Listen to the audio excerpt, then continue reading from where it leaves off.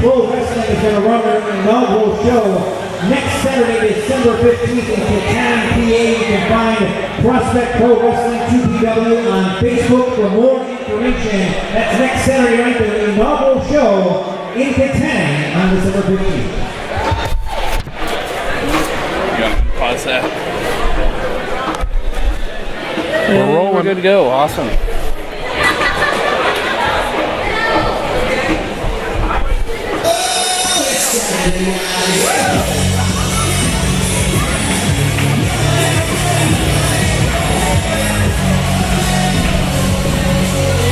All right, everybody, you ready for your second half of the show?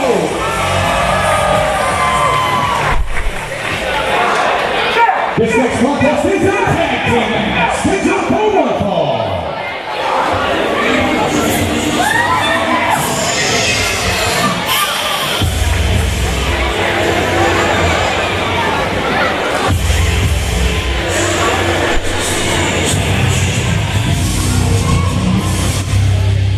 Introducing first, making their way to the ring at a combined weight of 382 pounds, the Minor Racer, running away, and Atticus Silver, the Combination. And ladies and gentlemen, Jay Worthington Farnsworth back with Joe Dombrowski, and that lurching blast beat can only mean one set of individuals. The Culmination make their way to the ring. The entire year, it's been victim after victim, body after body. Jason Tyler, Daniel Hooven, Sean Phoenix, among others. And the Culmination says, tonight they will finally destroy Keith Hart once and for all, partner or not, doesn't even matter. Their year-long quest to destroy Keith Hart's world, mind, body, and soul, comes to fruition, and if there's one word that describes the Culmination, it's written on the pants of Atticus: anguish.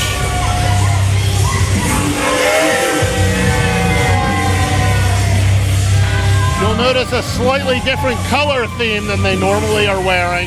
They've added some red in. I'm wondering if this is to remind Keith Hart of what happened to one of his tag partners, Sean Phoenix. Or it's almost as if they morphed into the devil himself incarnate. And their opponent, introducing first, making his way to Raleigh, West Virginia, weighing in at 215 pounds, the Bearcat, Keith Hart. And Jay Worth, Keith out here alone. I hope his partner's here. Well, I'm assuming he is. Well, we got music.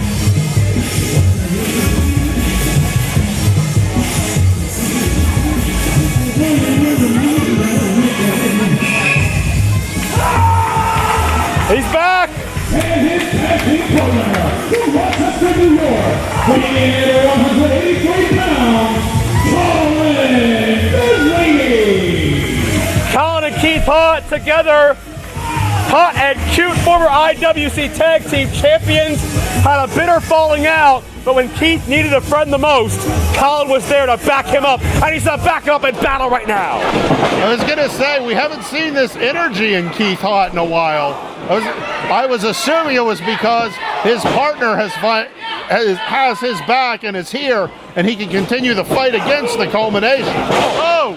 Colin drops Atticus. It's Keith unloading on Remy, and this has been the altercation we've been looking for months now. Remy has ducked the opportunity to have Keith get a hold of him in a one-on-one environment for so long. And a double elbow to the noggin of Atticus Cogar. And now both Remy and Atticus tossed out of the ring. It has been all hot and cute so far.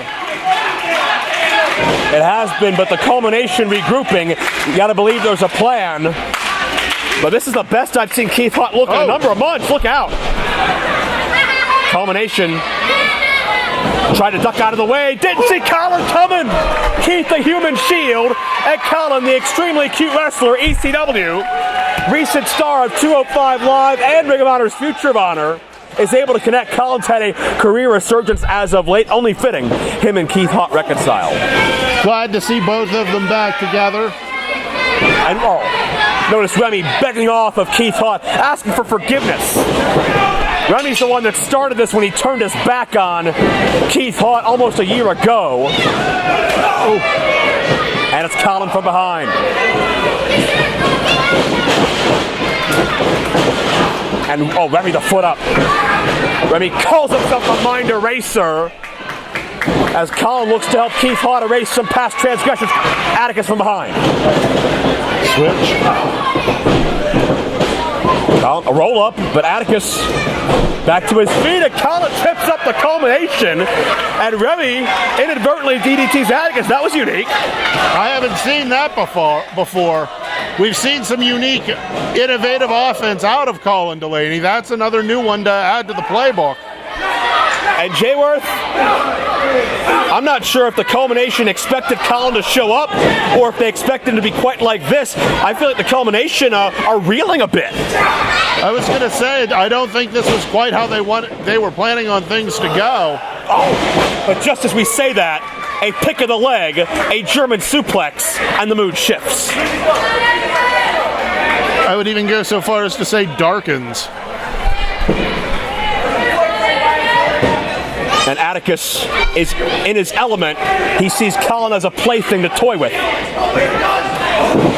A victim. Atticus loves it when his opponents are at their most vulnerable and susceptible. Atticus feels a euphoric power come over himself. I was going to say it was almost like he was toying with Colin for a bit there as he was trying to get back to his feet. Suplex connects, Atticus a standing moonsault. 2 count only. Colin able to power out, and Colin showing the 2 fingers to Atticus, almost to taunt him. Did he yell, "You are nothing"? And then slapped him across the face.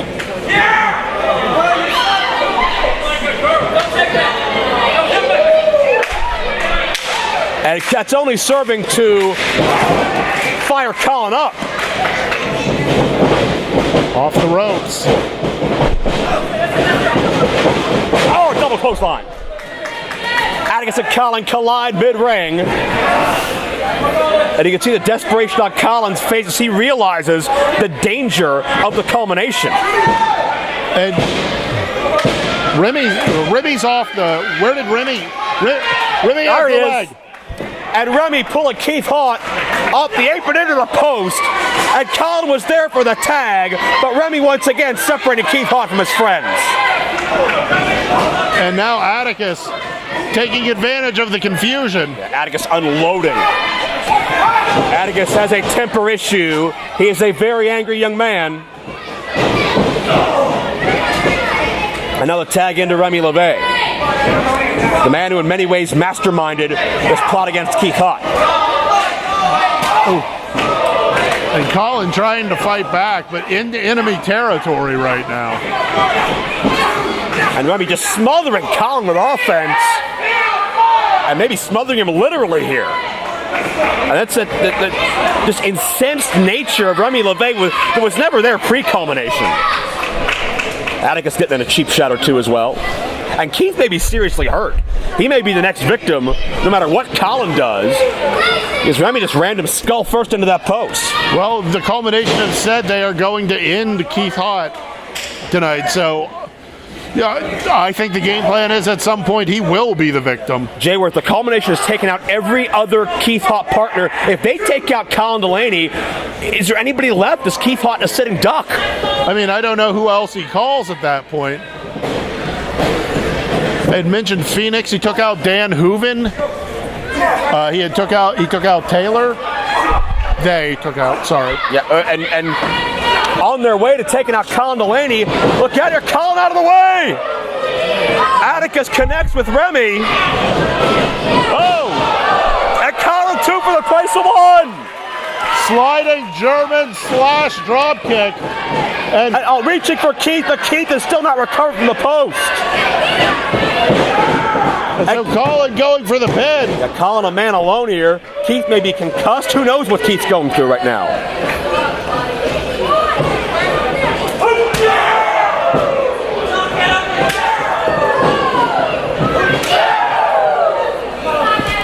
And a series of chops into Atticus Cogar. Oh! As Colin tries to meet the culmination of their own game of aggression, but easier said than done. Atticus on top here. No. Only 2. An interesting Colin trying to make sure that Remy doesn't get the tag in. 1, 2, 3, 4. And the official. Look, Keith Hart wants a piece of Atticus. Remy's choking Colin. This is rapidly breaking down. Culmination were nearly disqualified.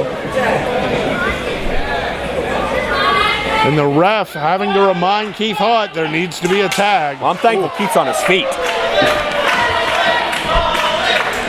As Atticus just lays into Delaney. Atticus has swagger about him, confident. Well, he knows the damage he's done. Listen to these people. They don't care about you.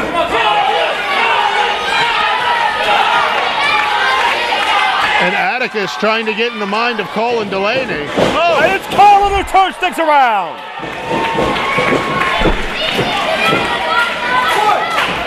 A desperation maneuver set a ring, but Colin must feel a mile away from Keith Hart. He finally sees Keith Hart back at the corner. Oh, but Atticus is between them, although Atticus is reaching for a tag all his own. He needs Remy. Here comes Remy LeVay. And Colin, desperation, gets to Keith Hart. It's Keith and Remy, one-on-one, finally. And Keith is unloading nearly a year's worth of pent-up hostility. Those judo thrusts.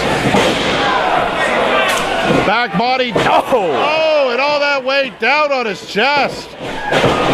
Senton, that could be it. 2 count. Oh. Could you imagine the feeling if Keith could finally pin Remy here tonight with Colin by his side? And look at this.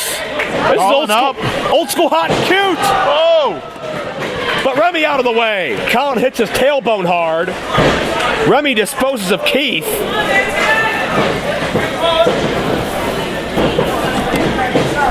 And it's back to, well, look out, Colin counters. Twisting around into a cutter. And Atticus in there. Cuts Colin off with a pass. Colin is fighting like a Spitfire. Atticus shuts things down. Nope. Oh, Colin with the counter again. Ah! Atticus was ready for it. That is a sickening suplex. A neck-compressing suplex, and Keith has Colin's back now. And Remy in for the save. And Colin may be seriously hurt. And Keith, look out. Oh, Atticus got it. Oh, he got the boot up. Yeah, Remy the boot. High kick connects. Remy is down. And Keith calling for it. He's going up top. This could be the hot mess, Jay Worth. Yeah, he's taking a long time, though.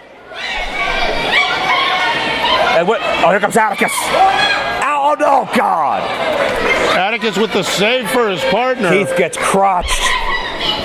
And Atticus, what in the world is this?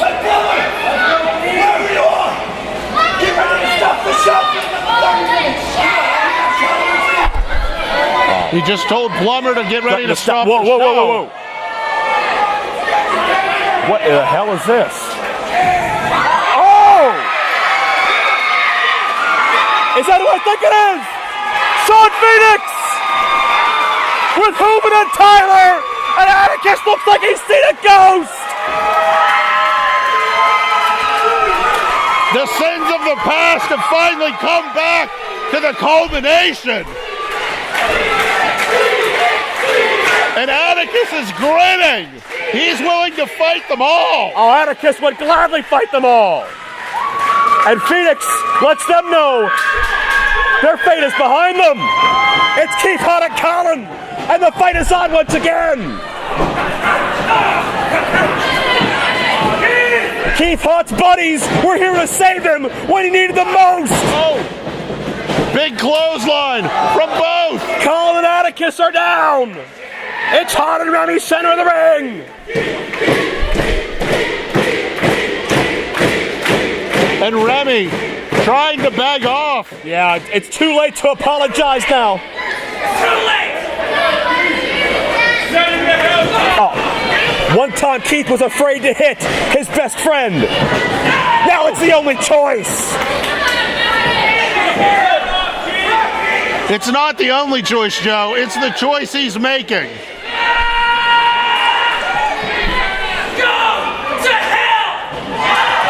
Right to the side of the head. Keith Hart Going up top. one last message to dissolve a friendship. And now, Hotness! Keith has done it!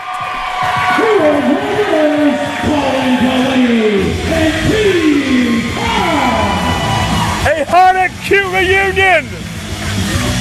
An exercise demon!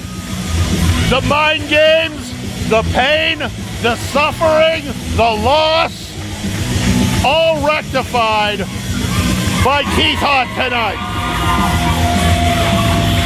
Keith Hart is victorious, and a month ago, it looked like Keith had no friends left, but now, surrounded by friends who were here when he needed them most. Keith Hart is loved, Keith Hart does belong. The culmination's mind games did not break his spirit. And Atticus and Remy scurrying to the back into the darkness where they're used to belonging. You gotta believe there'll be another day for the culmination, but it's Keith Hart's night at the Pittsburgh Pro Wrestling Classic. What a moment!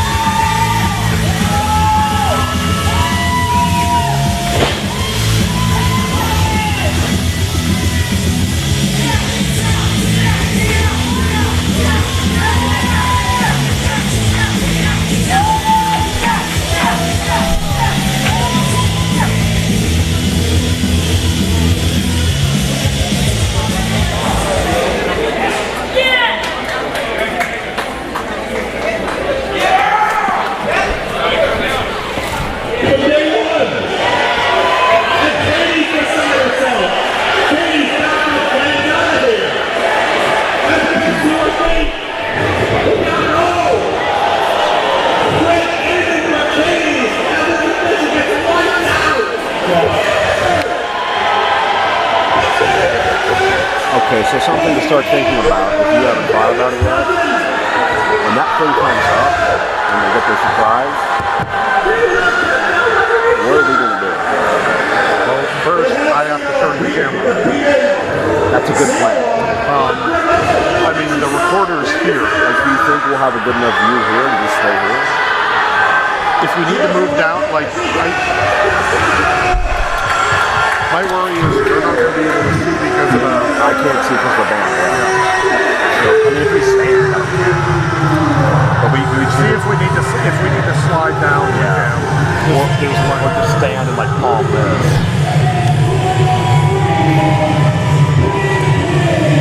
Boy, the things we put up with here.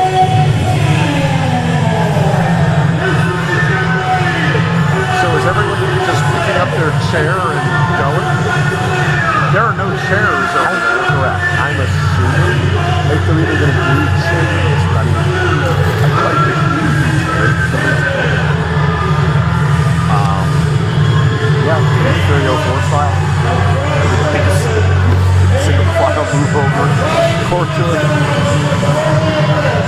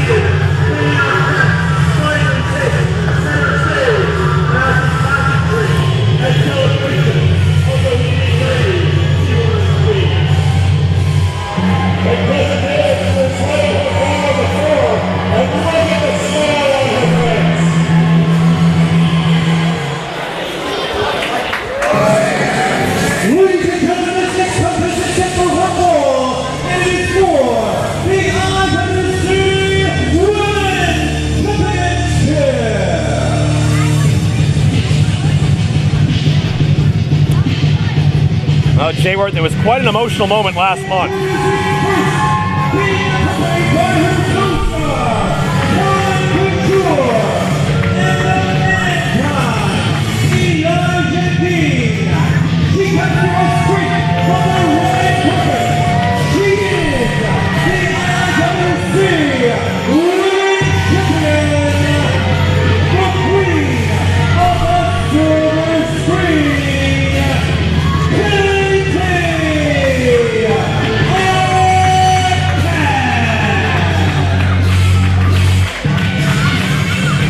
Katie Arquette unseated the face of IWC Women's Wrestling, Britt Baker, with David Arquette,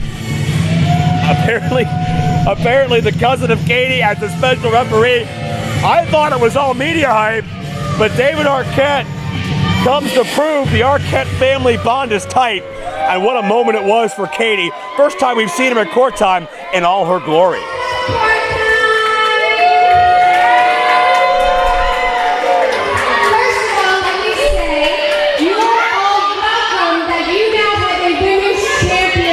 Always here.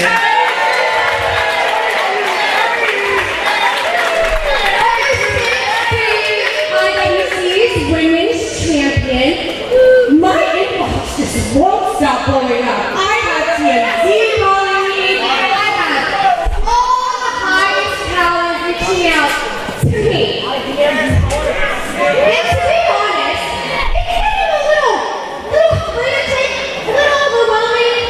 So I decided to look in a bigger direction. See, the Hollywood entourage needs more. So, if you would all please put your hands together for my very own new agent. Oh, an addition. No! Wow. No!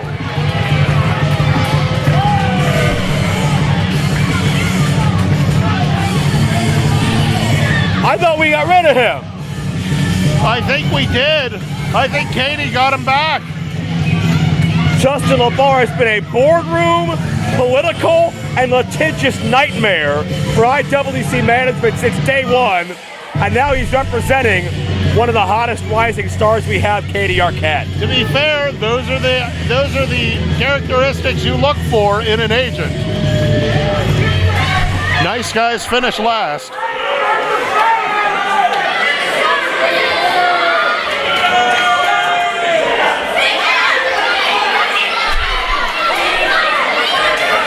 Did she hand LaBar the microphone too? Oh no. Let me go ahead and give you the scoop right now. You're going to want to hear this. The scoop involves the secret to how I've become so successful. Can we say that on the air? I have become as successful as I have in the pro wrestling and media world because I have a keen sense of smell. I can smell jealousy. Jealousy. It's an aroma so pungent. It's almost as strong as the smell of Elizabeth River rat trash. I don't smell it. You know, I started doing things and saying things. I could smell the jealousy other people had. And I started to rise to the top of the pro wrestling world and the internet world. When a guy came from Toronto named RJ City, I spotted and I could sense jealousy of his singing talents, among other things. And with my guidance, RJ City became the longest reigning Super Indie champion.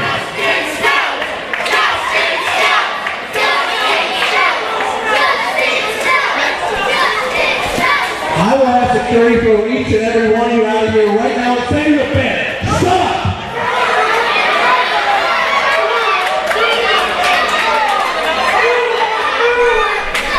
Another man walked through this locker room some years ago. His name was Wardlow. And I immediately sensed some jealousy at the time in that locker room. And with my guidance and assistance, I orchestrated one of the most impressive undefeated streaks ever in IWC. Because of me, Wardlow became IWC World Champion. You want a spoiler and a scoop here? Because of me, Wardlow went down to Orlando, Florida. And then you people started listening to what you guys had to say. You started getting morally whatever. So Wardlow no longer has me. So I'm a free agent, and I'll tell you what. Number one rule is all about money. And all I can think is Katie, Justin, Arquette, LeBar. It is a match made in money heaven. Is he really taking credit, he being Justin LeBar, for all of the success? And her opponent is the challenger, currently on the Platinum World Tour, Ray Lynn. All the success of RJ, Wardlow, and everybody else, LeBar's going to say that was solely because of him? Is there really a place called Money Heaven? Stop it. Ray Lynn has always been a perennial women's championship contender, making her court-time return. Remember, she won that number one contenders match, three-way, back at Proving Ground. Ray Lynn, or she participated in the number one contenders matchup, I should say. So she's been very much in the hunt with the likes of Katie. Well, now that Katie has the title, I mean, Katie got to the title by beating anyone and everyone in her path. Now that she has the title, all those people are going to be lining back up again. So to reset that a little bit better, Katie had to get through Ray Lynn to get to Britt Baker. Ray Lynn, however, was Britt Baker's first opponent. Ray Lynn remains a top contender, takes on Katie one-on-one center ring. And here's the interesting wrinkle, Jay Worth. Now, with the information we just learned, LeBar formerly aligned with Ray Lynn as part of that Platinum World Tour with Bostic and Wardlow. How will that help or hinder his involvement? I'm sure whatever information he had has already been passed along to Katie Arquette. Wouldn't surprise me in the bit. He's a leech and a snake. Like I said, great qualities to have in an agent. Ray Lynn recently appearing in Women of Honor Wednesdays on the Ring of Honor social media and ROHWrestling.com. Also made her debut at the recent Impact Wrestling television tapings out in Las Vegas, wrestling Tessa Blanchard and Taya Valkyrie. So Ray Lynn has been performing in tip-top shape against the best in the world. Is she prepared for Katie Arquette? I mean, absolutely. You want to talk about a tough competitor for Katie Arquette? I would say this is the crossbody to Kenoman. This is the matchup that Katie Arquette has to get past if she's going to prove herself a champion. And Calvin grabs a leg, and Ray Lynn doing what she should do. Why are these goofs wearing sleeping caps anyway? You know, I was going to ask you that. I hope you had some sort of man done insight. got pie-faced. You asked me to explain what Calvin wears? Well, you're the one with all the inside information. Well, rather not get that inside, but be that as it may, Katie Arquette now draping the leg across Ray Lynn. And Katie is so great at commanding a pace and a tempo of a match and being the aggressor. Yeah, I mean, that's one thing she has definitely learned and honed as she rose through the ranks at IWC. If you want to win, it's a lot easier to set the pace of the match yourself. Make it the match that you want it to be. Make them wrestle your match. Nice leg drop by Katie, but not a full contact cover, and that may have cost her. And Katie, a handful of platinum hair there. And then several shots to the side, to the chest. Ray Lynn taking off. Oh God. 2 count only. A solid spine buster, center ring by the queen of the silver screen. The entourage approved.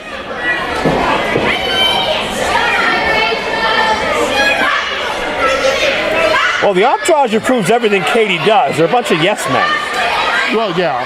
And now the entourage has grown in amount and power and ego and anything else you can think of. So I was going to say vacuousness. It's only going to get more overbearing from here.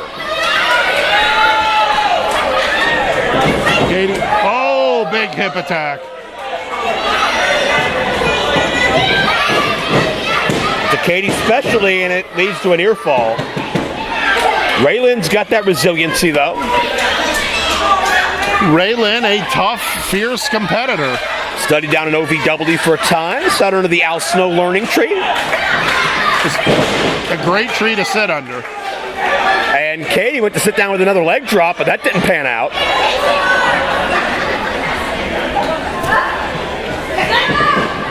Oh, up. And we'll see if Raylin can make the most of it. Oh, right to the thigh muscles. Trying to cut off that vertical base. One to the gut, one to the chest. Leg sweep. One to the face. Cover. And then a standing moonsault into a 2 count.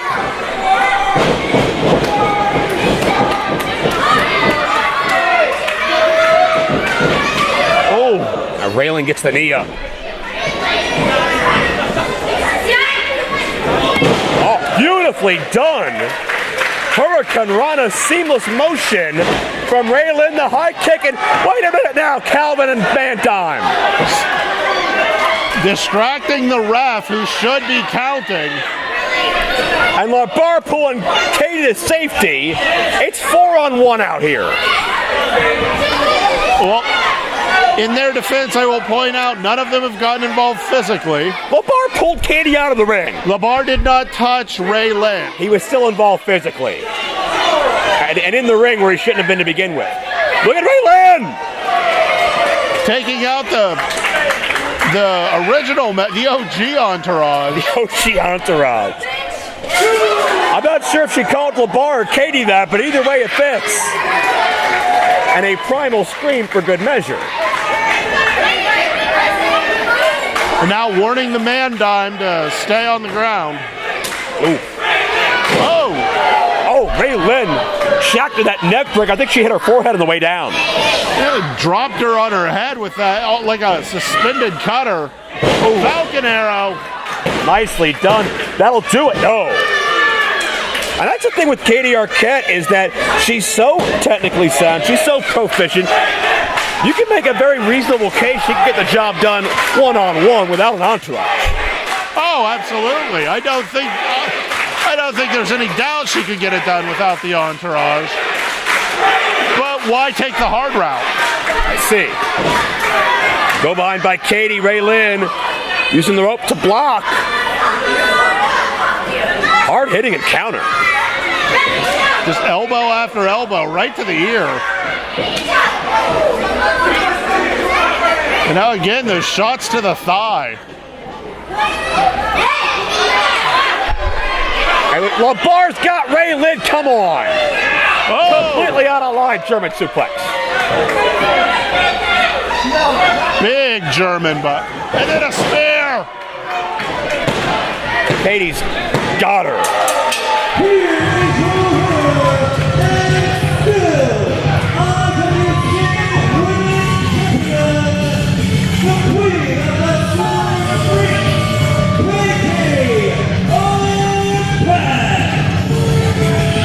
Well, Katie gets to celebrate with LaBar, Rip, and Van Winkle in there as the entourage continues to grow. And the power comes with it. Katie's successful in her first attempt, and you know Cousin David is somewhere smiling. Absolutely. Like I said, if there was one contender she had to beat to prove herself as an IWC champion, it's Raylin. That challenge out of the way, now the whole world can come gunning for the queen of the silver screen.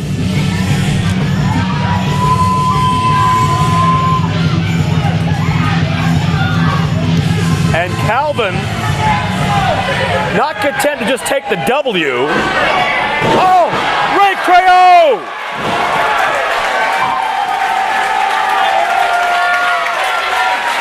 Calvin's mouth gets him in trouble again. Calvin's mouth got him in trouble, and then he got dropped on it.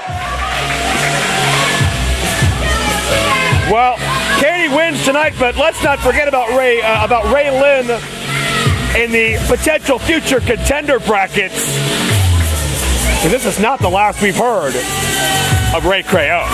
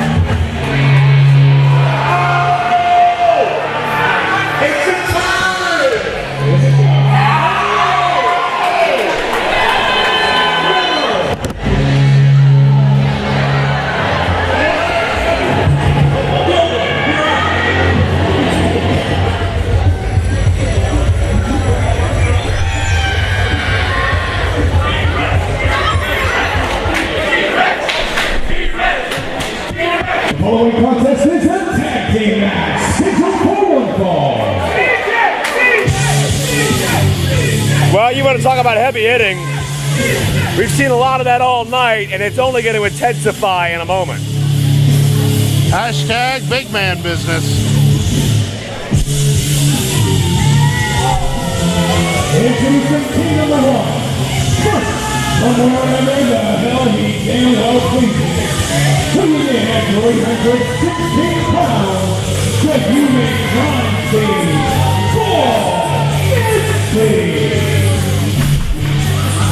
Bulk Nasty is mad, bad, and dangerous to know, and in the best shape of his life. And we saw him and Jimmy Vegas beat the holy hell out of each other on a number of occasions over the past few months.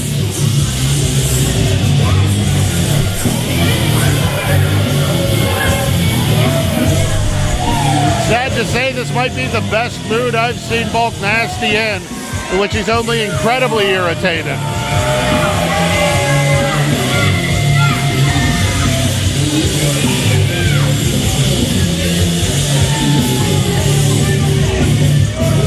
And Bulk Nasty has been guided by some dangerous, devious minds, and not the least of which is about to join him.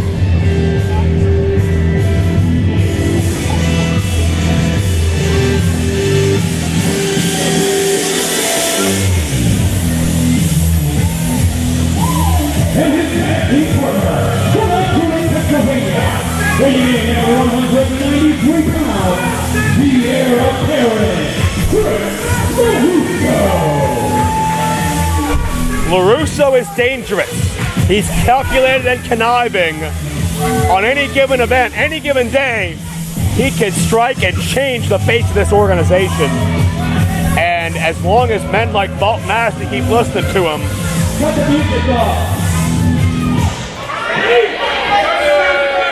sky's the limit. I hate Christmas.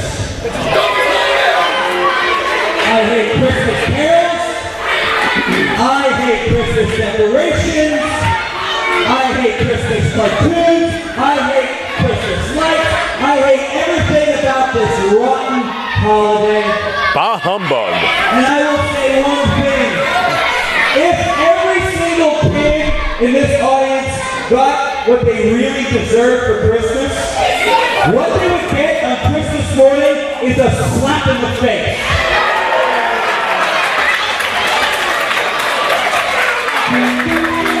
What a Grinch. I don't know that his heart's gonna grow 3 sizes today. certain body parts, if Jimmy Vegas can inflict the pain and punishment he wants, could be morphed in other ways, however. Well, Santa taking umbrage with LaRusso's comments.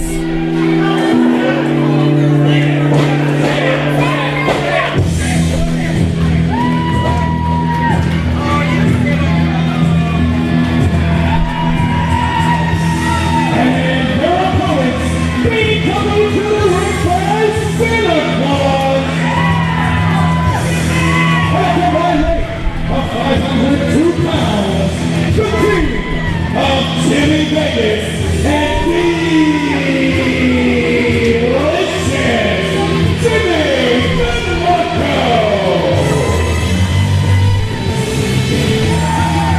Santa Claus may be a front runner for Manager of the Year now.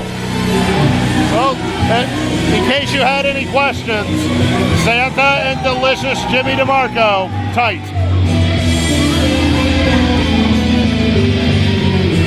And Jimmy Vegas, I think roughing up Santa was the most of the holiday spirit he's been in years. Vegas wants to fight.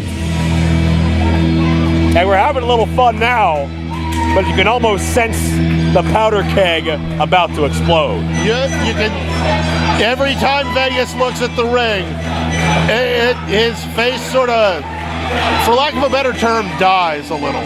He understands this is about to become a war. And he knows that he is going to have to be a warrior if he's going to survive it. Well, that may be true. Jay, you want to go say hi to Santa? I mean, I do, but he's all the way over there, Joe. That sounds like you. I can just send him a letter.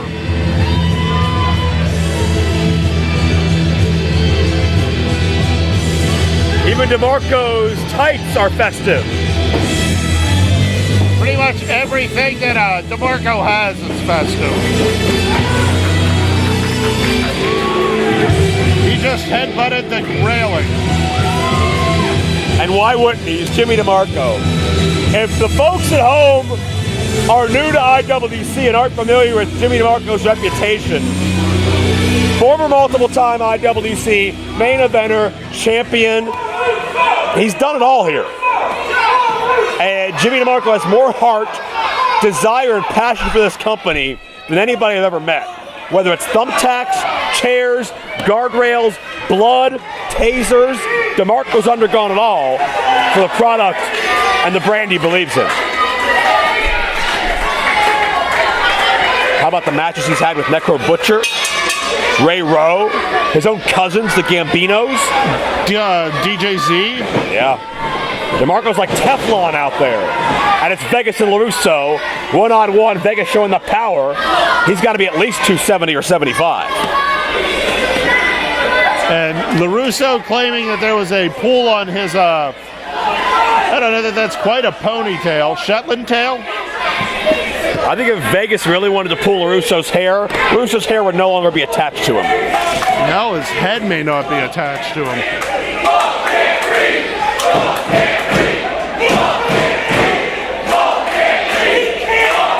The crowd is the crowd chanting "Bulk can't breathe"? I believe it was Bulk can't read. That's a terrible thing to chant at someone. I'm not sure that's been proven, and I'm not going to ask anyone to try. If it's wrong, it's a lie. If it's true, you're making fun of someone that can't read? What kind of bully are you? And Bulk's so sensitive, fragile. I'm not saying he can't take it. I'm saying if we're going to condemn bullies like Bulk, we should condemn each and every other bully that was chanting that. Bulk's done things far worse than chant. Oh, easily. Good Lord. He's done far worse on Tinder.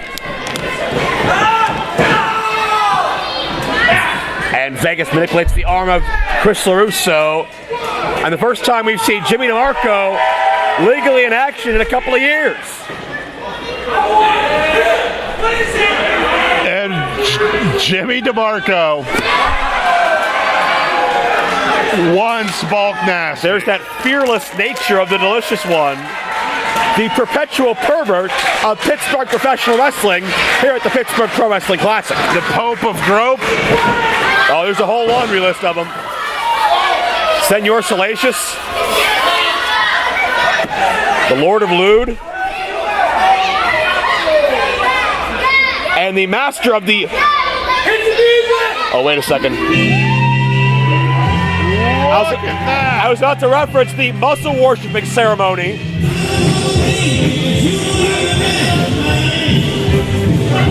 And Vegas with the baby oil. We're gonna have an impromptu muscle worshiping ceremony, and Bolt may be forced to suck Jimmy's muscles. It has been a while. And what a soundtrack. And Bulk's ego won't let him be shown up.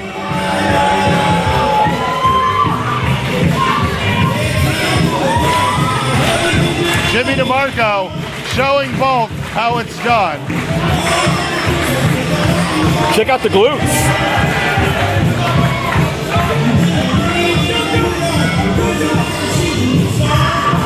Oh my. What DeMarco roll up? And a 2 count. DeMarco tried to outsmart Bulk and he's out of there. I think we cut that music, by the way. Hey, is it over? Oh! LaRusso Thrown into. And now, oh no. Oh, and one right to the mommy daddy button. Bulk got caught coming back in. He ducked. Oh, look out. Is this like a New Jack match? We're gonna have music playing the whole time? Apparently. And oh, DeMarco shoulder first into the post. Baby oil isn't going to help that. Not at all.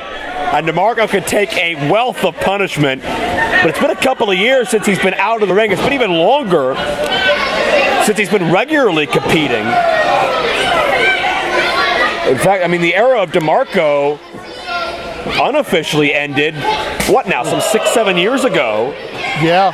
And how do you think that's going to affect this matchup as we press on? Well, I mean, I don't know. I mean, Jimmy appears to be in great shape. I don't see any rust, but at the same time, you know, if it's been a while, you get used to the beating that's on your body. If you let yourself heal and then just try and come back, it's a whole new world. Those nerves wake back up, for lack of a better term. A little bit of muscle memory, maybe, riding a bike. A little, you feel the pain. DeMarco trying to counter out of the Chris LaRusso armbar. And great elevation on the drop kick. People underestimate just the amazing jumping ability, the vertical leap that Chris LaRusso has. It's impressive every time I see it.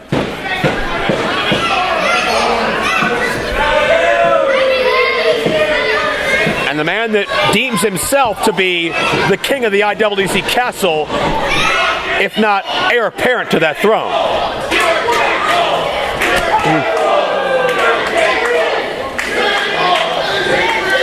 Oh, DeMarco out of the way. And it's Jimmy DeMarco firing away with shots of his own. And smart move by LaRusso. Get the fingers into the eyes and push them toward your corner. Let big Bulk take over. Bulk. Oh, God. And it only takes one Bulk shot to make a difference. And DeMarco's faced the biggest and the toughest and the deadliest, but he's never encountered anything like Bulk Nasty. Few have. Hang time on that suplex. DeMarco reaching for a tag, and Bulk, as daunting as he is, I don't think wants to see Jimmy Vegas tagged in. Not letting that happen, and then shot Vegas a glance. He wants to keep these mind games going.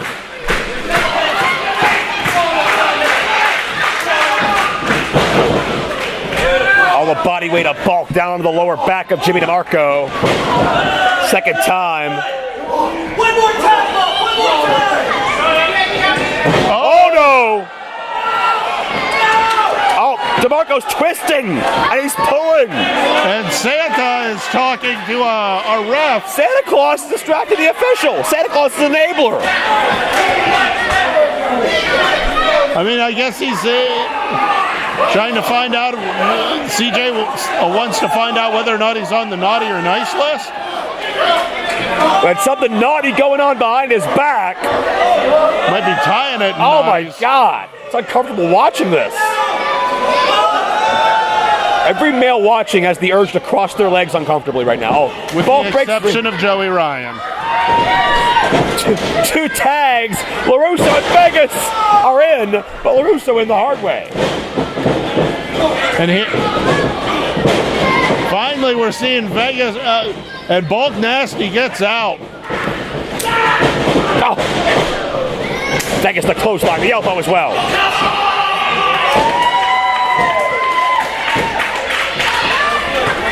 LaRusso flailing in there trying to get away. Oh, big belly to belly. Shades of one of Vegas's mentors, the franchise, Shane Douglas. That was almost dead center of the ring, too. DeMarco and Bulk are still fighting. Man, DeMarco's fearless. And then a shot right to the, just draping him across that top turnbuckle. And this thing has completely broken down. Oh. DeMarco got caught on the outside. And DeMarco got caught. Vegas had follow a slam by Vegas to LaRusso. No. No! And he just tossed Jimmy DeMarco over his head like he was nothing. Oh my God. He took out 3 rows of chairs. And that was a very ugly landing. DeMarco no way to protect himself. And it's down to the 2 big boys. Vegas and Bulk center ring. Which this ultimately is what it was all about to begin with. Oh, big belly to belly. Second time. LaRusso's up. Oh, right to the jaw. Kick. DeMarco is seriously hurt on the outside. And it's Vegas 2-on-1. Thankfully, Bulk's been neutralized. Santa going to check on DeMarco, but it's Vegas now having to take the yeoman's work of this matchup. Off the rope. Oh, big elbow drop. Vegas on top. 2 count only. It looks like Jimmy DeMarco's up to, like, at least seated. Big knee.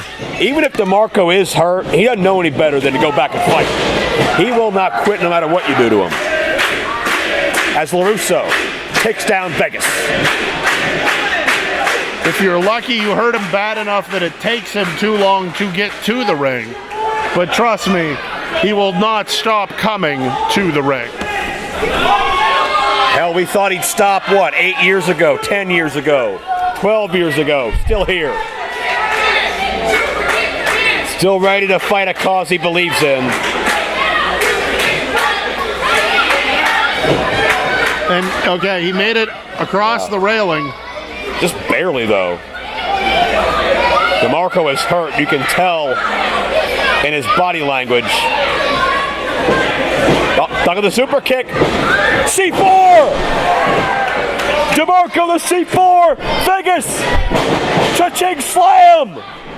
Both on Chris LaRusso. Where's Bulk? No, wait, what? DeMarco waves it off. Santa? And Jimmy DeMarco wants Santa in the ring. Your guess is as good as mine on this one.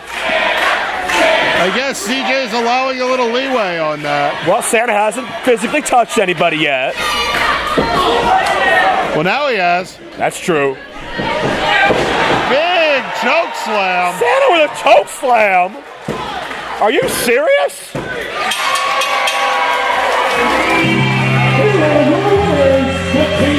Jimmy Vegas and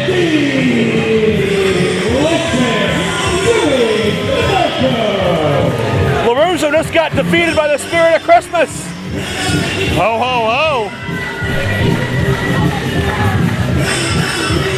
Never say never here in IWC.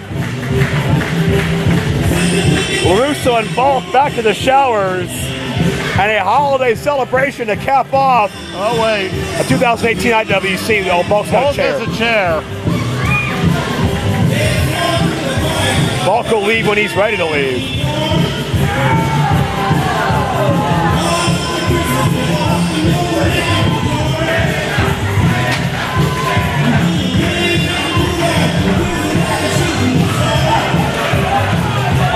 So Santa's 1-0 as a manager. And 1-0 as a performer as well. Jimmy Are we DeMar- sure that's Santa? As opposed to who? Santa Claus? Former IWC champion in his own right, but let's let DeMarco explain the situation. I hear Justin Plummer has been a very good boy. And he's a very good kid. Let's get Plummer Slam chant, go!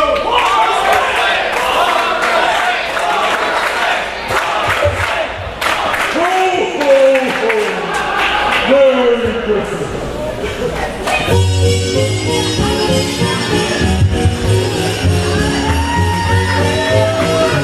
So Justin Plummer's getting a gift, we know that. So congratulations, Justin.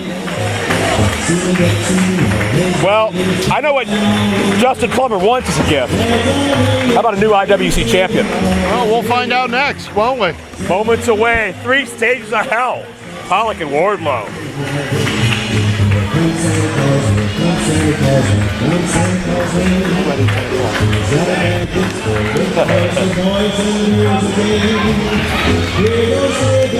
We'll be home by Thursday.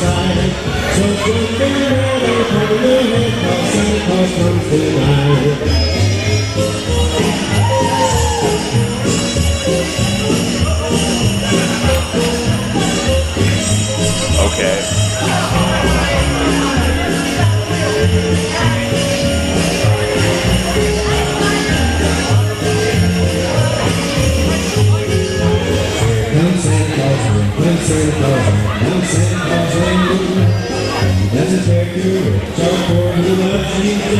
Alright, are you guys ready for the main event? It's coming up in just a few moments, but before we do, I have $140 to give away to Cash! the winner. Let me see, somebody over here. Whose birthday is it? Yours? Okay. What is your name again? Alright, Max, I want you to pick the winning ticket for us there. And you'll get paid nothing. Let's see what we got, Max. Come on. Welcome to wrestling, kid. 1 second here. Alright, here we go. Pay your dues, Who brother. got that number? Can we see it? 5429873. 5429873. Cash. Cash! 5429873.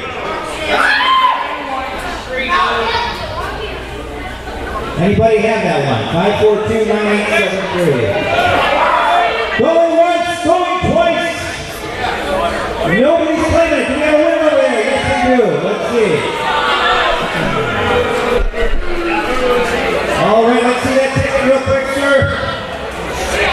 Let's see if we can get the instant replay here. 5429873. That is the winner. Here you go, $140. Let's hear it also from Max for picking the winner, ladies and gentlemen.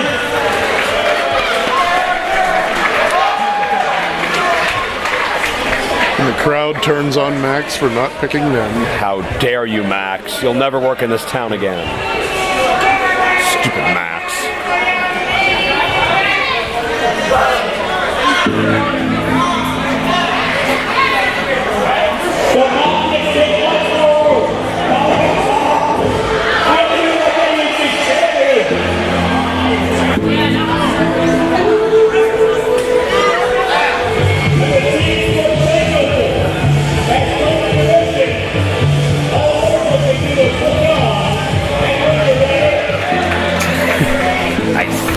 Nothing says pro wrestling like some sort of odd closet area. Now that's a t-shirt.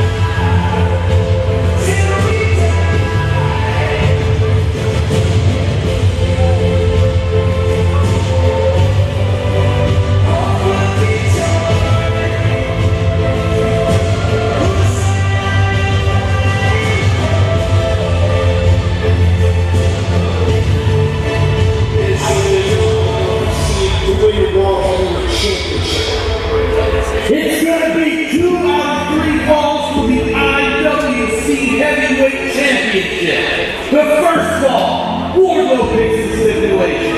The second fall, Paula gets to choose. And if we need a third fall, I pick the stipulation. This is a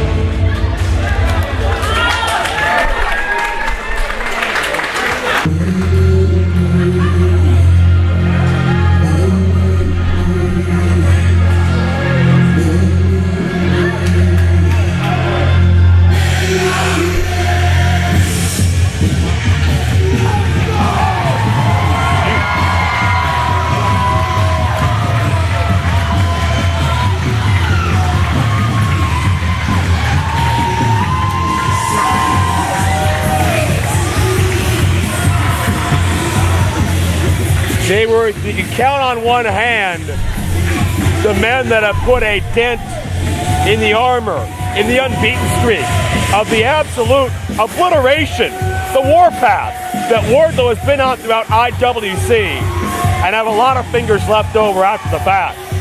The man with war in his name has stood tall. He could join an elite list tonight by becoming IWC champion for the third time. I would have to say that everyone that has beaten Wardlow, it has to have been considered an upset. At no point has anyone ever said, well, clearly they were going to run away with that match and beat Wardlow. He is as physically dominating, as impressive athletically as you could imagine a professional wrestler being.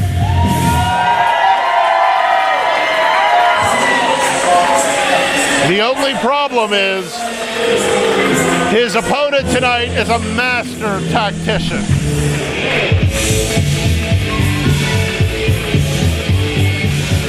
And a master manipulator as well. Whether it was politically, whether it was in ring, this man did whatever it took to get to the top of the IWC mountain. It was back at Cage Fury. That Team Storm takeover came to fruition. Pollock survived. Shane Taylor survived. Jack Swagger, hell, survived wrestling Plummer himself. After using Plummer's own wife as a pawn in his game to get ahead, did Jack Pollock. As I've said before, Jack Pollock's key ability, the key thing that makes him a champion is his ability to understand how to win. He knows what he needs to do, and he is willing to go there to get to the top of the mountain, to stay at the top of the mountain. Pollock found a way past Wardlow inside a solid steel cage. If he leaves with champion tonight, Jay Worth thought to be the only person to find a way to do it twice. This is the main event of the evening. A best 2 out of 3 falls match for the IWC World Heavyweight Championship. The first fall, as chosen by Wardlow, will be a classic style wrestling match. The second fall is chosen by Jack Pollock will be a street fight. And if necessary, a third fall will be chosen by IWC owner Justin Plummer. Introducing personal referee in charge with bell sounds, CJ Sensation. And now, the challenger from Cleveland, Ohio, he weighed in at 270 pounds,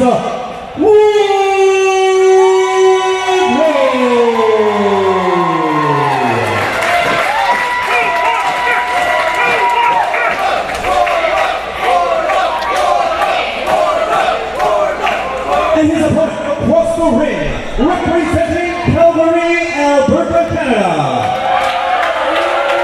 Weighing in at 220 pounds, he is the IWC World Heavyweight Champion, the next trending topic, Jack Pollock.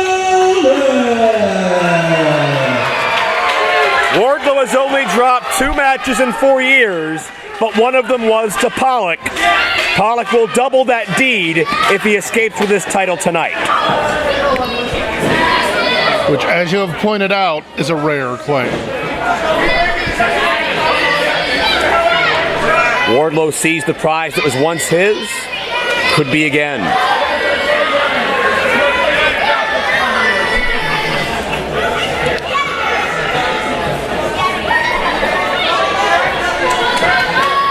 It is a big fight feel. Champions ready, challengers ready, here we go.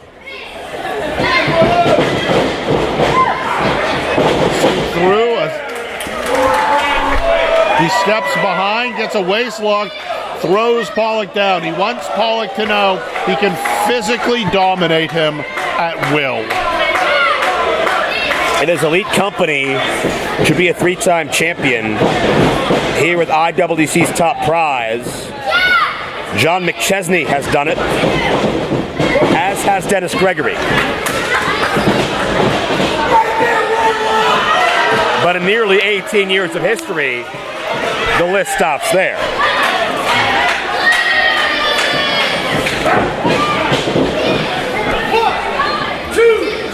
And a clean break. Wardlow showing that he wants this match to be a classic style match. He broke at 1. And no Jackson Argos, no RC Dupree. Pollock the headlock. We're going to neutralize the overwhelming power that Wardlow brings into this. Pollock's one of the few men that can look Wardlow eye to eye, but when you're talking about just pure strength, Wardlow is without peer. Yeah,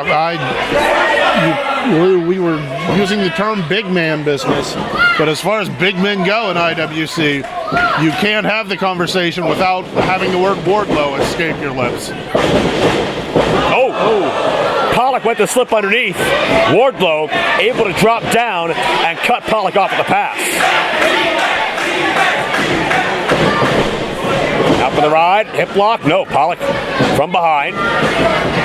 Backslide. 2 count only. Jayworth, this was Wardlow's decision for the stipulation to be essentially no stipulation as Pollock gets 2. Is this to Wardlow's advantage, or will Jack excel in this environment?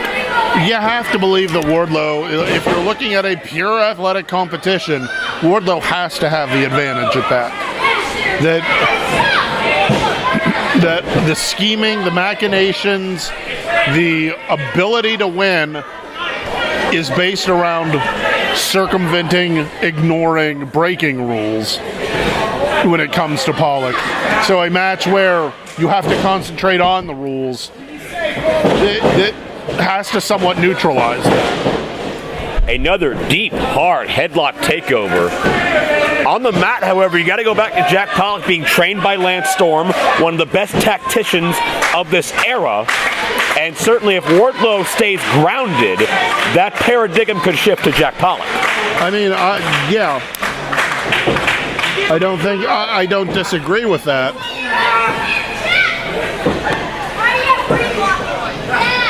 Wardlow the vertical base. I was going to say it's a big if as far as keeping Wardlow on his back. And Wardlow just manhandling and manipulating the anatomy of Jack Pollock in any way he pleases.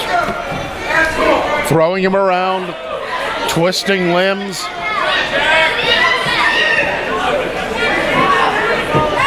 And Jay Worth, both these men bring it time in and time out. And whether you love them or you hate them, they have a ton of fight in them and a lot of gas in that tank. For 3 falls, we could be here a while. Yeah, get comfy. Wardlow the Fireman's carry immediately traps Pollock. Official a little slow to the draw. That noticeably upsets Wardlow. But what these major championship matches are about, Jay Worth, is how you respond on the fly and how you deal with the elements around you. And if Wardlow lets something little like that rent space in his head, it could give Pollock an opening. I mean, you're absolutely right. You can't worry about what if my game plan falls apart. You can't really have a game plan outside of I will deal with what shows up. Oh, Wardlow hangs on. A modified version of Chaos Theory. It looked like Pollock was anticipating a pin there, and it started to struggle to get out, and then was pulled through and dumped on the back of his head. I think Wardlow just went with that momentum and kept going. A German release suplex. And when we talk about why did Wardlow want a classic wrestling match, this is his wheelhouse to a T. Grab a guy, throw him around. And certainly a lot of this reminiscent of another former IWC champion, Ray Rowe. Yeah, very true. And Wardlow feels comfortable, yet hopefully not content. A long way to go still. Yeah, let's not forget, this is best out of 3 falls. Even if he gets through this fall with a victory, he has a street fight ahead of him. We know that. And a potential 3rd fall that is Plummer's choice. And based on the history with Plummer and Pollock, I can only imagine what that could be. My personal guess has something to do with the fire. That warmed my pants. Keep in mind, Wardlow has faced IWC legends like Jimmy DeMarco, Super Hentai. They were never the same afterwards. But that is history, not prophecy. Wardlow may have met his toughest competitor to date in the form of Pollock. Yeah, we talk about the toughness of Pollock. Oh, God. But right now, Pollock's trying to prove it by absorbing as much punishment as Wardlow feels like dishing out. I don't think Pollock has a choice but to prove it. It's prove it or drop your title in 2 straight falls. Wardlow creates some distance. And Wardlow taking a chance here across body. 2 count only. The one thing about Wardlow, as you see his temper again, since leaving Justin LaBar, he's become more and more multifaceted. He's become more dangerous in a multitude of different ways. He's not just the power anymore. He's not just the attitude anymore. Every time we see Wardlow, he adds another notch to that tool belt. Oh, I agree. And to note, the power and the attitude have not gone away. It's just there are more pockets on said tool belt. The only potential X factor that to me the jury's out on is if Wardlow can keep his focus in a big match situation without someone ringside helping guide him. Whether it's a LaBar, LaRusso, etc., Wardlow's got a bad temper. And one thing LaBar often did is keep that in check and focused. We'll see how that shakes out as the match progresses. As Pollock takes out the knee, but Wardlow pops to his feet. Got a couple elbows to the jaw there. Oh, and then a roll through. That is scary strength. Oh, Pollock counters. Oh, got a knee right to the face, maybe the side of the jaw. Wardlow is rocked. I don't even, is his nose bleeding? No. And Jayworth, was that the brace of the knee that caught contact with the face of Wardlow? I didn't see. I'm not sure. Certainly would seem as such based on the body language of both immediately afterwards. I mean, I can't judge anyone from going limp from a well-placed knee to the face. Wardlow's mouth is gaping open. It may be having breathing difficulties with that nose, to your point. Still favoring it. And Pollock has found a way to, if not determine a weakness, create one. If you can't find one, make one. And the side Canadian leg sweep. 2 count only. And Wardlow's intensity, thanks to Pollock's offense, has dropped a notch or two. Wardlow doesn't have that locomotive-like charging power that he did maybe 4 or 6 minutes ago, and that's to Pollock's design to slowly wear away at Wardlow, stretch this matchup out. Wardlow is great in bursts of offense, but he's never gone 60 minutes. Jack Pollock, I'm sure, has. Well, I feel the need to point out, when you get popped in the nose, even if you don't break your nose, even if you don't have a nosebleed, A, it's disorienting. B, it makes it hard to breathe. C, it makes it hard to see. Your eyes tear up almost immediately. As far as effect versus delivery, a single shot to the nose might be the most effective strike you can ever hit. But notice, you talk about effective, the effective kick out, the instincts of Wardlow getting off his back as soon as possible. Oh, he still knows he's in a fight. There he is a long way from just giving up. And in a fight for the thing he has coveted most in his adult life.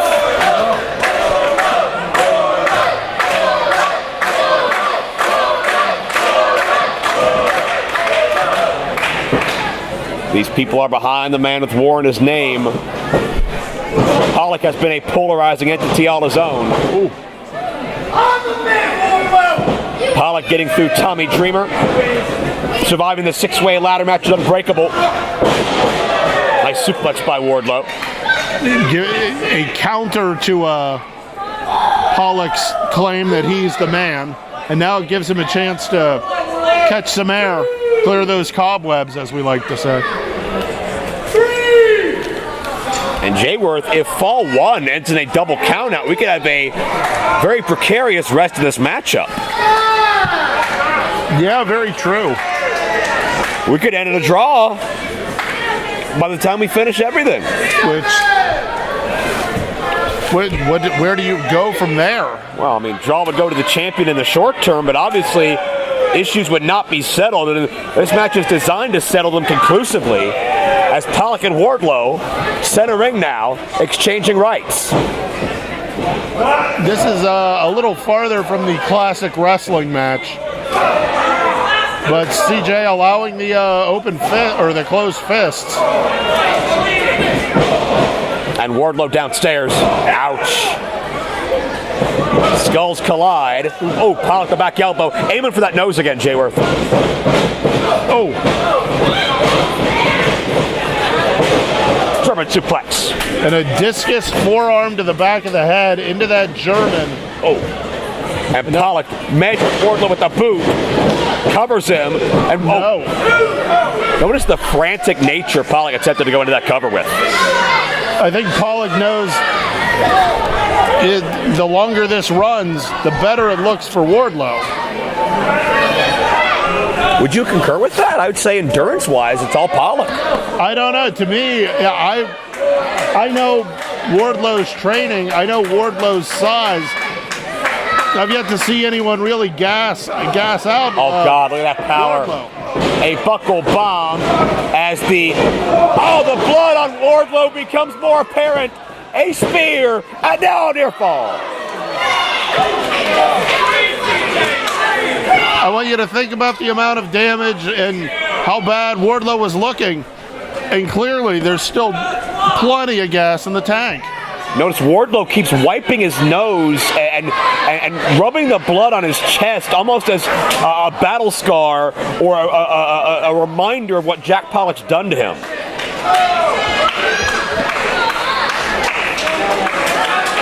Pollock is prone, and Wardlow's high above.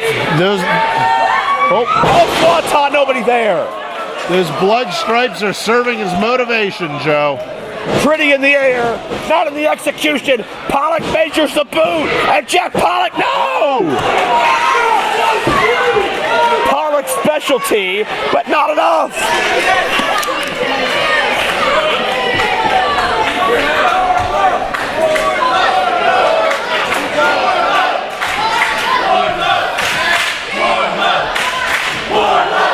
The crowd is behind Wardlow. Pollock must be asking himself 1,000 questions at once, and he goes back to what he knows best. Wardlow caught Pollock coming in for the boot. He's up. Contact nearly made with the official. Low blow countered. Wardlow up over Le Magistral. Look, Wardlow beat him. The winner of the first four, Wardlow. We talk about a classic wrestling match. It was a classic wrestling. The second four will be contested as a street fight. A classic wrestling style cradle did his opposition in. And the street fight has officially started, and Pollock's already ready with weapons. Ah, God. A small trash can lid. Yeah, some sort of a metal lid. I believe just bent over the back of Wardlow. And keep in mind, Jay Worth, the match with Shane Taylor, the match with Justin Plummer. I've seen Pollock in far more wild environments like this over the years as well. Jack Pollock excels when the rules are null and void. And just as the classic wrestling was Wardlow's wheelhouse. Oh, God. This is Pollock's. Wardlow tried to shrug it off, but got weak in the knees upon impact. And a trash can to the skull. And he's still standing. Second time. Oh. Wardlow dared Pollock to hit him again. And you don't dare Jack Pollock to do much and stand to tell about it. Near fall. And that's two. And Wardlow shoved him off twice. Now, Jay Worth, keep in mind, Wardlow's got a little bit of a cushion here in this fall. Pollock, it's do or die. If he doesn't find a way to beat Wardlow now, he won't. This night is over. Good grief.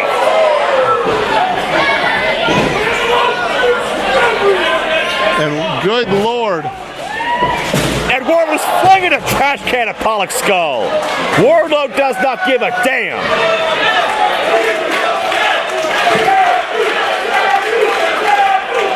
Now keep in mind, it is a street fight. There will not be a count out here. Wardlow's got to follow up. And I want to point out Wardlow holding that arm close to his core. Does he have an injury going on here? Oh. Between the eyes of Pollock. And on top of him for good measure. Wardlow will fight you in any environment possible. He's not as adept and experienced in this type of realm, but that's not going to stop him. Not at all. He will adapt. Oh no! Referee sent back into the guardrail. And Pollock is trying to neutralize Wardlow. Wardlow on that chair. Pollock measures. Look out! Oh. The referee got hit with Pollock's best shot. Right in the and look out! No! Wardlow sends Pollock into the guardrail. The rail gives way.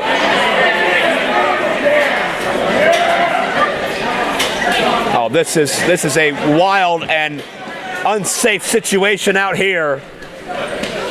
And I think the base of of the guardrail hit CJ in the head as it came up bending under the weight of the two men. Yeah, we got people hurt out here as Wardlow has Pollock back in the ring. And Wardlow's found another chair. We don't have any left within the guardrails. They got destroyed earlier tonight by Jock and Palace. Wardlow finds one from the stands.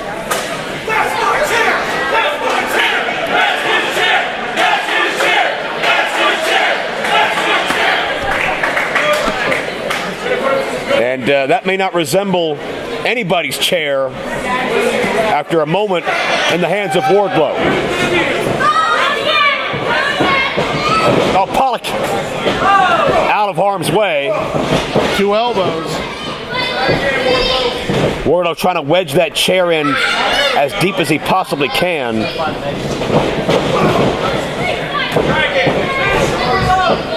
And Pollock got lawn darted.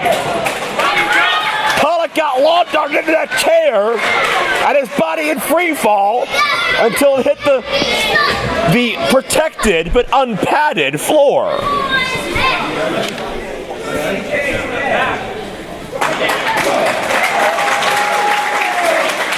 And Wardlow checking on one of the fans that may have been hit by the guardrail there. But Pollock got hit a lot worse because Pollock's been lacerated. Yeah. There's blood on the back of Wardlow's arm, and I don't know if that's his or Pollock's. Pollock is in a bad way here.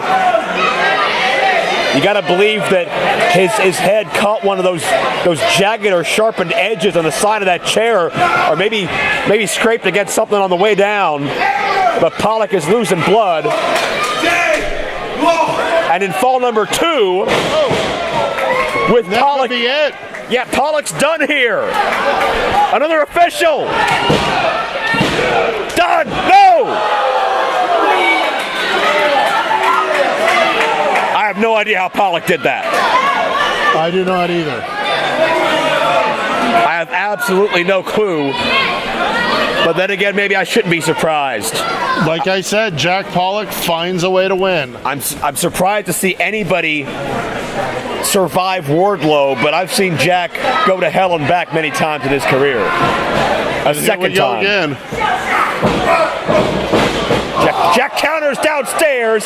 Street fight, it's legal in this fall.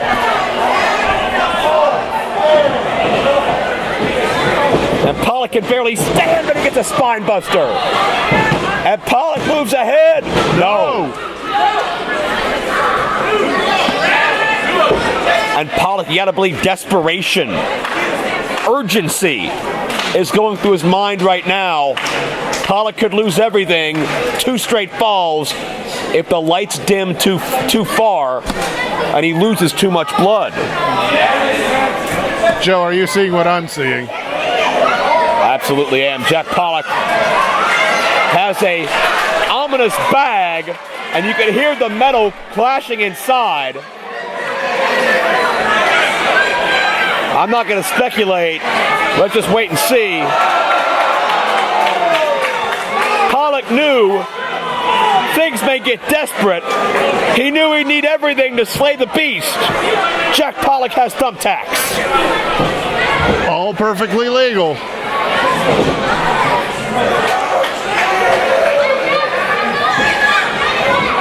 Wardlow not on his feet. Now he is. And Wardlow, eye for an eye. Kick for a kick.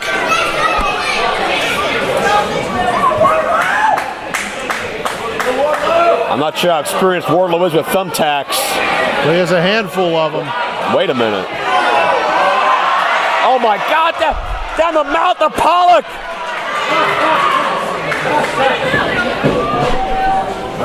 Oh! Imagine them pierce the inside of his mouth on impact. Power bomb on the tax.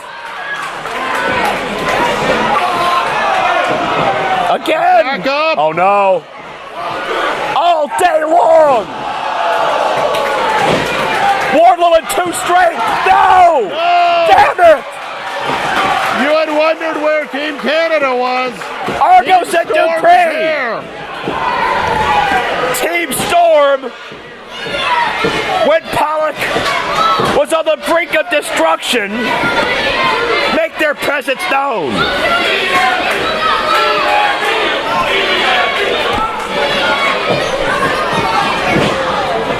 And now Dupree helping Jack Pollock, while Argos just continues to lay into Wardlow.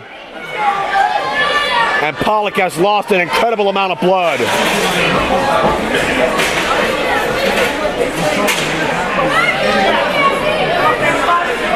Jackson Argos directing traffic, as he so often does. I'm not sure Pollock can even think at this point. But Wardlow's surrounded.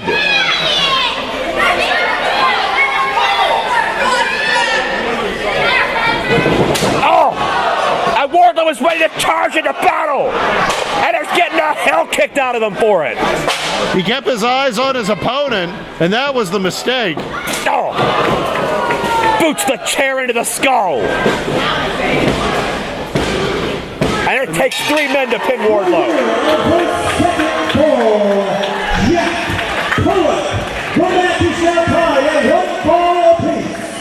And that means third fall. You know, I've been watching you guys play this game for over a year now, and to be quite honest with you, I knew this would happen. I knew you'd play this game again. And this third fall, it ain't happening anymore. Jenny, bring the house lights up. What? A dude up here, raise the curtain, because the third fall for the heavyweight title is going to be a son of a 15-foot high steel cage. What? What? Plummer brought a backup ring, and he brought a steel cage. It's pinfall, submission, or escape.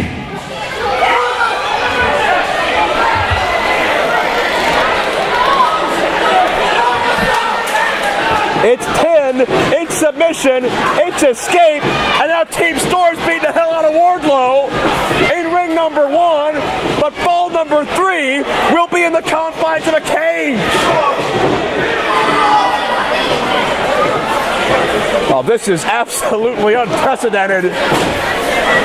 The Plumbers surprised us with a cage, and Wardlow's having a fight Argos and Dupree between falls.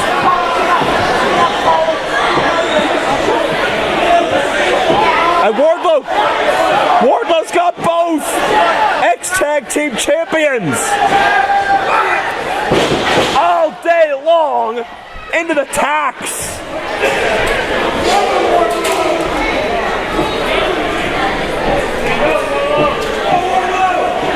Wardlow not amused. I've momentarily lost sight of Powell. There he is.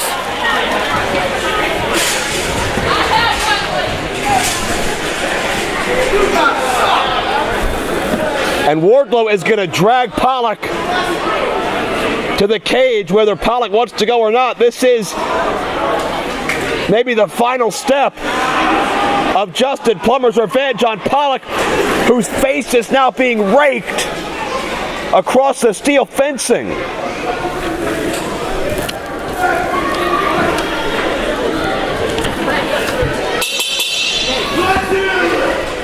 And there we go, fall number 3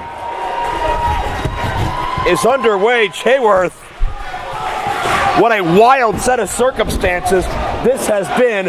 Expect anything in IWC. Pollock now on top. Oddball Pollock nearly pins Wardlow. And so pinfalls will count in the cage. This is not an escape. It's pin, submission, or escape, as we heard a moment ago, if I recall that correctly. And many of the IWC locker room is circling around watching this matchup as well. They want to see who the representative is going to be in 2019. And Pollock trying to get out of the cage, looking for an escape. Wardlow climbing up after him. And what's important to note too, Jay Worth, as they battle on the top rope, Wardlow had to fight his way through the rest period between falls. Pollock had a chance to rest. We'll see if that factors in. As an update, Team Storm is laying lifeless in the first ring God. in front of us. And Wardlow may have had a lot of life taken from him with that precarious fall that time. Pollock is trying to escape. And again, Pollock has to do the unthinkable here, defeat Wardlow twice in a night if he hopes to overcome, but Wardlow the rapid fire headbutts.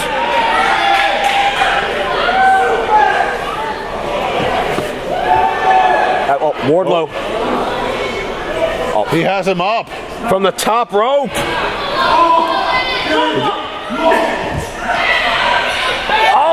Oh God!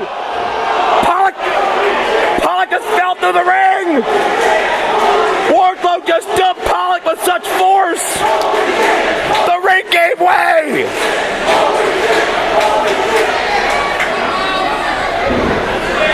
What the hell do you do now? Dig him out and keep beating. Wardlow may rip that leg off and take it home with him. Wardlow's a three-time champion!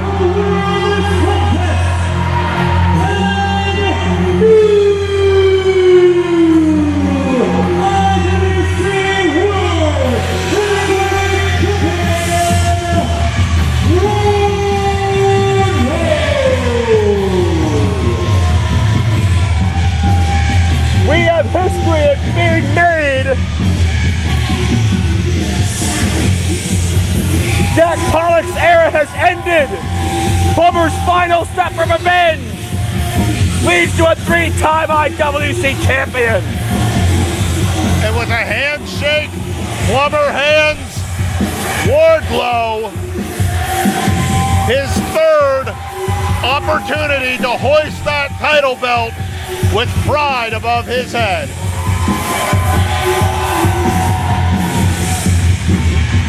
Team Storm is without gold, all in one foul swoop. The Team Storm takeover changed the IWC landscape, but the Pittsburgh Pro Wrestling Classic gives us a brand new look into 2019.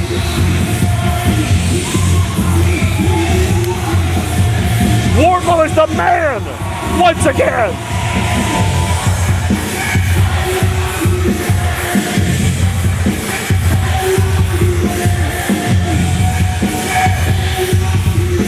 And I don't know that Jack Pollock is aware that anything has happened yet. I can only imagine Pollock was 15 feet off this ground, crashed through the ring, through metal and wood, hit the floor, and was absolutely lifeless thereafter.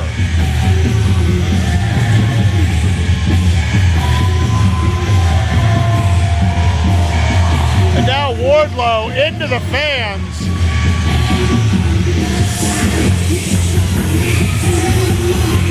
Looking to go back to the first ring.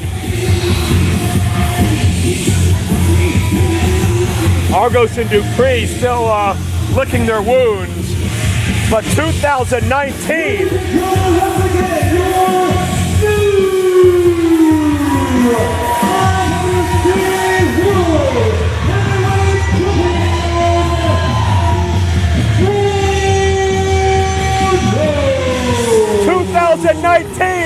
is once again Wardlow's world.